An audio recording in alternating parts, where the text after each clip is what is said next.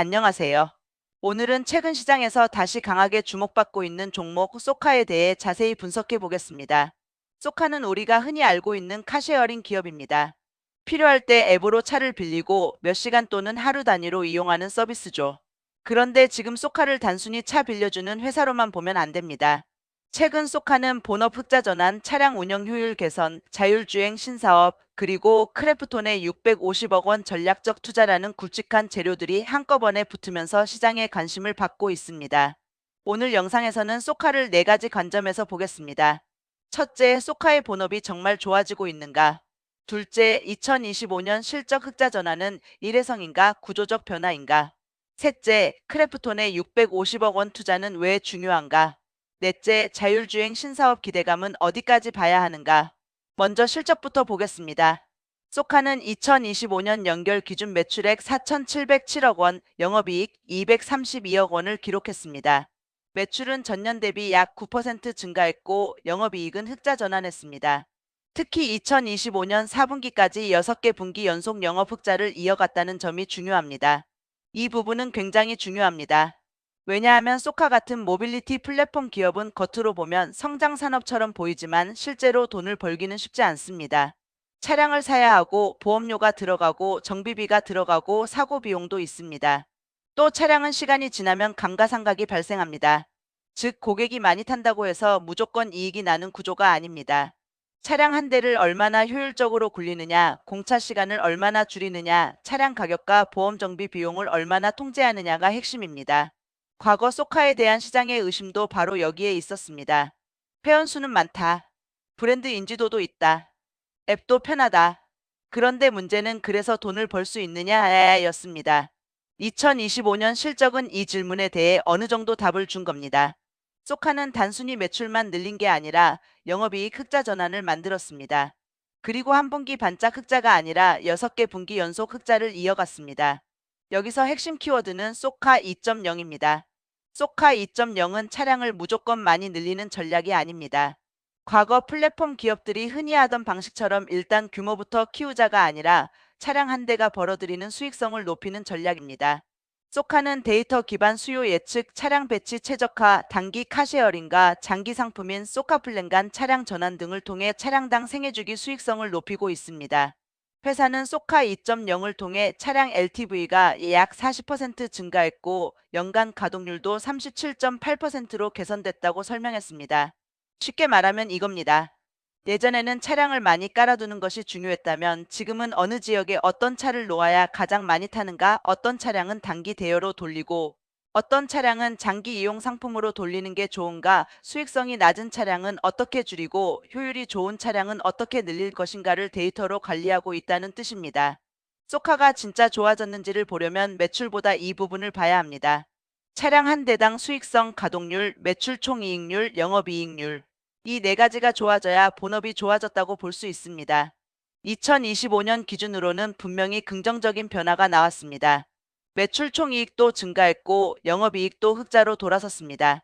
4분기 영업이익은 132억 원으로 연간 흑자 달성에 크게 기여했습니다. 하지만 여기서 끝내면 안 됩니다. 소카는 영업이익은 흑자 전환했지만 당기순이익 기준으로는 아직 순손실이 남아 있습니다. 2025년 당기 순손실은 약 184억 원 수준으로 보도됐습니다. 손실폭은 줄었지만 아직 완전한 순이익 흑자 구조라고 보기는 어렵습니다. 이게 투자자 입장에서는 중요한 포인트입니다. 영업단에서는 확실히 좋아졌습니다. 하지만 최종적으로 회사에 남는 순이익이 안정적으로 흑자가 되는지는 아직 더 확인해야 합니다. 즉, 소카는 지금 완성된 흑자 기업이라기보다는 본업의 체질 개선이 확인되고 있고 순이익 흑자 안정화로 넘어가는 과정에 있는 기업으로 보는 게 더 정확합니다. 이제 최근 가장 큰 재료를 보겠습니다. 바로 크래프톤의 650억 원 투자입니다. 소카는 2026년 4월 30일 크래프톤을 대상으로 650억 원 규모의 제3자 배정 유상증자를 결정했습니다. 발행되는 신주는 보통주 509만 8,040주, 발행가액은 1주당 1만 2,750원입니다. 신주는 전량 크래프톤에 배정되고 1년간 보호 예수됩니다. 보통 유상증자라고 하면 시장은 먼저 부정적으로 봅니다. 왜냐하면 주식수가 늘어나기 때문입니다. 주식수가 늘어나면 기존 주주의 지분 가치가 희석될 수 있습니다. 그런데 이번 건은 일반적인 자금 부족형 유상증자와는 성격이 다릅니다. 크래프톤이라는 전략적 투자자가 들어오는 구조입니다. 그리고 신주가 1년간 보호 예수됩니다. 즉, 당장 시장에 물량이 쏟아지는 구조는 아닙니다. 더 중요한 것은 이 돈의 사용처입니다. 소카는 이 자금을 자율주행 신설법인 에이펙스 모빌리티에 출자할 예정입니다. 신설법인은 자율주행 서비스 상용화를 목표로 하고 있으며 소카와 크래프톤의 투자를 통해 총 1,500억 원 규모로 설립될 예정이라고 보도됐습니다. 여기서 시장이 반응한 이유가 나옵니다. 만약 소카가 그냥 운영자금이 부족해서 유상증자를 했다면 악재로 봤을 가능성이 큽니다. 그런데 이번에는 크래프톤이라는 대형 게임 AI 기업이 들어오고 자금 사용처가 자율주행 신사업입니다. 그래서 시장은 이걸 단순한 유중이 아니라 소카가 자율주행 모빌리티 플랫폼으로 재평가될 수 있는 계기로 본 겁니다. 그럼 왜 하필 크래프톤일까요? 크래프톤은 게임 회사로 알려져 있지만 최근에는 AI 시뮬레이션, 피지컬 AI 영역으로 확장하려는 움직임을 보이고 있습니다.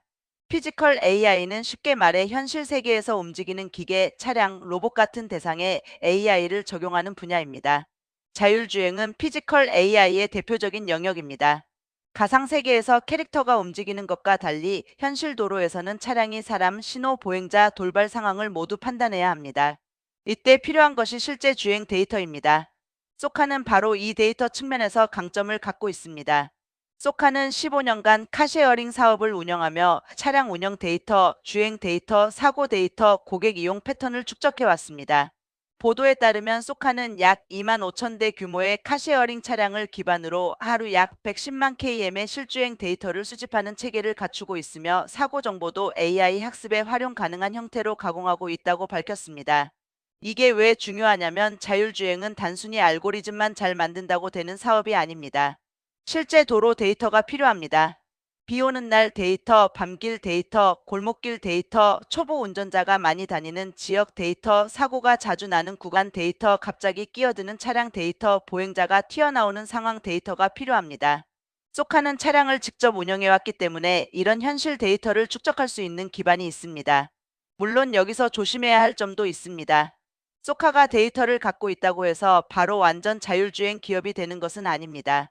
자율주행 기술은 굉장히 어렵고 규제도 복잡하고 사고 책임 문제도 큽니다. 그래서 소카가 당장 내일부터 로보택시를 굴린다고 해석하면 안 됩니다. 신설법인은 단계적으로 자율주행 서비스를 상용화하겠다는 방향입니다.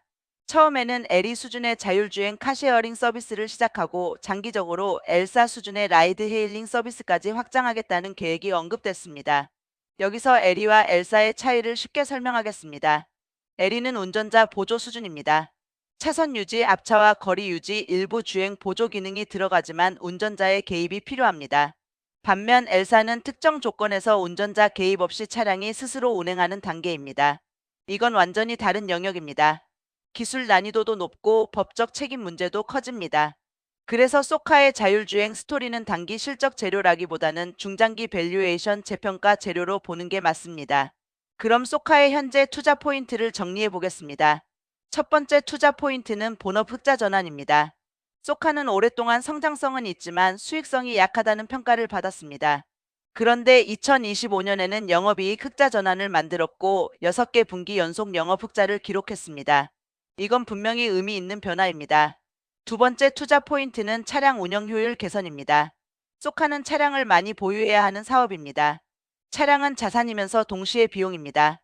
잘 굴리면 돈을 벌지만 놀리면 비용만 나갑니다. 따라서 차량 가동률이 올라가고 차량당 매출이 올라가고 차량 생애주기 이익이 올라간다는 것은 소카의 체질이 좋아지고 있다는 의미입니다. 세 번째 투자 포인트는 자율주행 데이터 플랫폼 가능성입니다. 소카는 전국 단위 차량 운영망과 실제 고객 이용 데이터를 갖고 있습니다. 자율주행 시대에는 단순히 차를 만드는 회사보다 실제 차량을 운영하고 데이터를 쌓는 플랫폼의 가치가 커질 수 있습니다. 네 번째 투자 포인트는 크래프톤이라는 전략적 투자자입니다. 크래프톤은 단순 재무적 투자자가 아니라 AI와 시뮬레이션 기술을 갖춘 파트너로 해석될 수 있습니다. 소카는 차량 운영과 데이터, 크래프톤은 AI 시뮬레이션 역량. 이 조합이 시장에서는 새로운 스토리로 받아들여진 겁니다. 하지만 리스크도 분명히 봐야 합니다. 첫 번째 리스크는 주가 선반영입니다. 좋은 재료가 나왔을 때 주가는 먼저 움직입니다. 특히 자율주행, AI, 데이터 같은 키워드는 시장에서 강한 테마를 형성할 수 있습니다. 하지만 테마가 강할수록 단기 급등 후 변동성도 커질 수 있습니다. 즉, 좋은 회사라는 것과 좋은 매수 자리는 별개입니다. 두 번째 리스크는 유상증자에 따른 희석입니다. 이번 유상증자는 전략적 투자 성격이 강하지만 어쨌든 신주 발행입니다. 주식수가 늘어나는 것은 사실입니다. 결국 회사가 이 자금을 활용해 더 큰 성장과 이익을 만들어내야 희석 우려를 상쇄할 수 있습니다.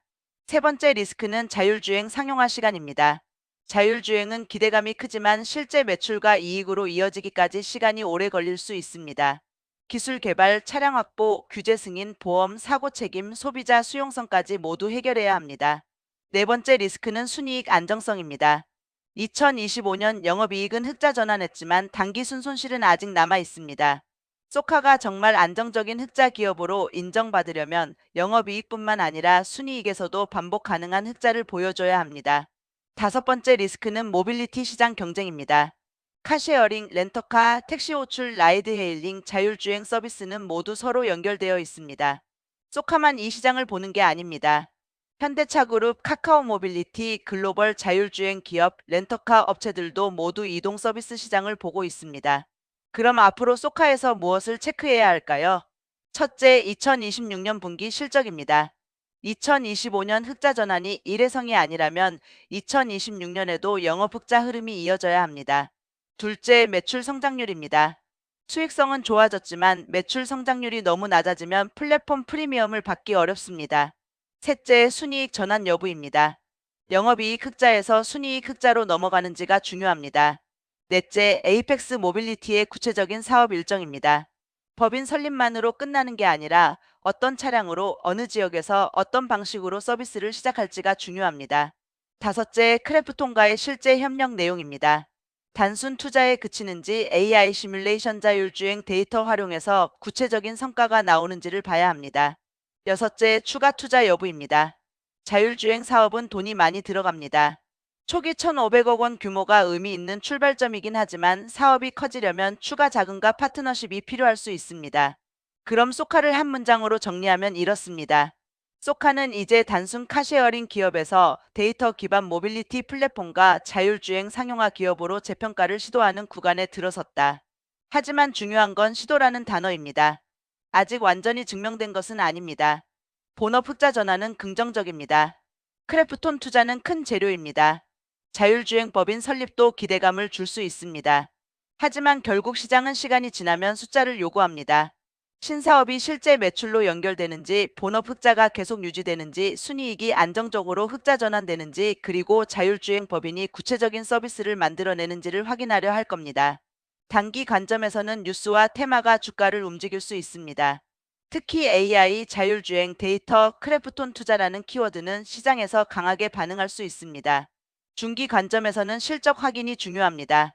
영업 흑자가 계속되는지, 차량 가동률과 매출 총이익률이 유지되는지 봐야 합니다. 장기 관점에서는 자율주행 플랫폼 전환이 핵심입니다.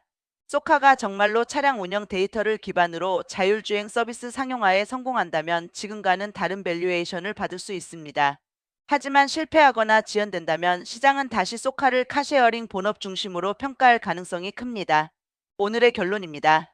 소카는 확실히 예전과 다른 구간에 들어왔습니다. 2025년 실적으로 본업의 체질 개선을 보여줬고 2026년에는 크래프톤 투자와 자율주행 법인 설립이라는 강력한 성장 스토리가 붙었습니다. 다만 이미 기대감이 강하게 반영되는 구간에서는 무조건적인 추격보다 실적과 후속 공시를 확인하는 전략이 필요합니다. 소카를 볼 때 핵심은 세 가지입니다. 첫째, 본업 흑자가 계속 유지되는가. 둘째, 크래프톤 투자 이후 실제 사업 진척이 나오는가. 셋째, 자율주행 기대감이 단순 테마가 아니라 매출 모델로 연결되는가. 소카는 지금 시장에서 충분히 주목받을 만한 재료를 갖고 있습니다. 하지만 진짜 승부는 이제부터입니다. 기대감으로 오른 주가는 언제든 흔들릴 수 있습니다. 반대로 실적으로 증명되는 기업은 시간이 갈수록 다시 평가받을 수 있습니다.